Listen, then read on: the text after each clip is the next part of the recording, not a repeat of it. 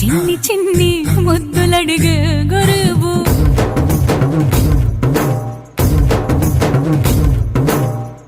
పెద్ద పెద్ద పనులు ఎట్టే చక్క పెట్టే మగాడు వాడి చొక్క ఎక్కడుందో వెతకమంటాడు చూడు బయటికి వెళ్ళి ఇద్దరెందరినో ఎదిరించేటి దొరగారు నేనే తనకి ఎదురెళ్ళకుండా బయటికి వెళ్ళరు సేవారు